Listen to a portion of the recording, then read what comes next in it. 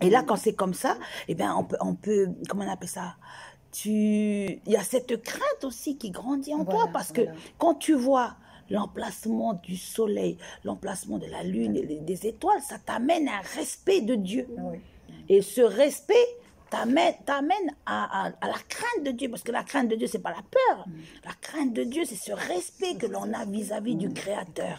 Il a fait tout ça pour qui? Pour moi. Et ça t'amène à avoir aussi du respect vis-à-vis de l'autre être humain que je n'arrive pas à considérer comme étant une créature si merveilleuse. Dieu nous aide. Mais pour ça, il est obligé il va nous interpeller, en fait, par les épreuves. Il nous interpelle pour me dire, l'épreuve que tu passes, c'est parce que tu me vois mal, tu me considères mal. Voilà, si tu vois l'autre comme ça, c'est parce que c'est cette image que tu as de moi. Alors que moi, c'est moi qui a fait les étoiles.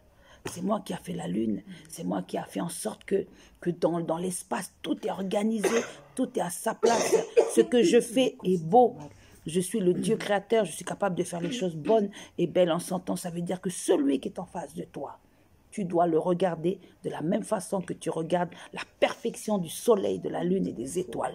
Je veux que tu regardes la même chose. Et là, ma vision des choses, elle change. Et là, je regarde l'autre, mais plus comme d'une manière, une chose banale. Vous comprenez? Et là, il dit au soleil, louez Dieu, la lune, louez Dieu, louez. Voilà. C'est pour... ça veut dire que même la création, elle a sa place dans la louange. Mais la création, le soleil, la façon comme elle a été créée, c'est d'une perfection, mais on ne peut pas reproduire. On peut pas reproduire. Ça veut dire que la louange, déjà que le soleil, il va donner à Dieu, mais elle est parfaite. Elle est au summum de la louange que la création apporte à Dieu. Moi qui suis Dieu, la parole de Dieu a dit, je suis une créature si merveilleuse.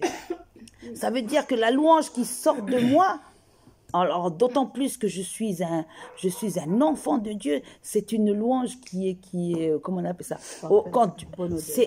Voilà, c'est une louange qui est de bonne odeur, puisque Dieu l'entend, puisque Dieu la reçoit de la même façon qu'il reçoit la louange du soleil, qu'il reçoit la louange de la lune, des étoiles, des oiseaux, des animaux, etc.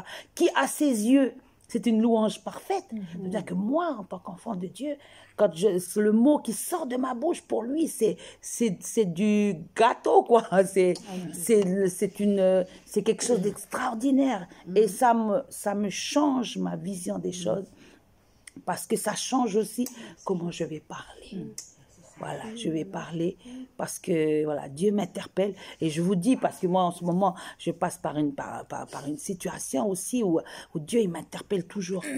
Il m'interpelle parce qu'il me dit, si tu regardes cette personne d'une certaine façon, c'est parce que tu estimes que quand je l'ai créée, eh ben, je l'ai créée avec la même chose que ce que tu ressens toi. Alors que non, c'est parfait ce que Dieu a fait. Et là, tu peux pas garder de la rancune en toi. Tu peux pas, parce que tu te dis, si je garde de la rancune dans mon cœur, si je me permets de mépriser cette personne, ça veut dire que je méprise Dieu, ce qu'il fait en tant que créateur, alors que Dieu, tout ce qu'il fait, c'est bon et parfait. C'est trop, hein? C'est waouh, ok. Je dis, bon, ok, Seigneur Jésus, aide-moi. Mais Dieu sait que nous sommes des êtres humains. Voilà. Dieu sait, Dieu connaît. On n'est pas parfait.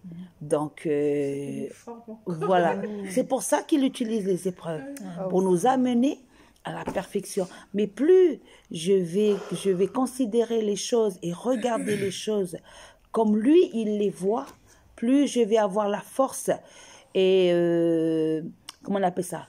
La force pour pouvoir supporter justement ce que, à mes yeux, je considère comme étant imparfait. Et qui est plus imparfait sur cette terre? Les êtres humains. D'accord? Voilà. Et plus je regarde au Dieu parfait, tout ce qu'il fait est parfait, plus il m'aide à supporter, à considérer ce qui est imparfait comme étant parfait à ses yeux. Trop beau ça. D'accord? Et surtout comme étant comme étant quelque chose de valeur. Et cette valeur, il l'a prouvé. J'ai de la valeur, il l'a prouvé. Il est mort à la croix pour moi. Il est mort à la croix pour moi, pour toi. Ça veut dire qu'à ses yeux, j'ai de la valeur. D'accord? Voilà. Merci Jésus. Ouh là là là là là, on va loin là. Merci Jésus.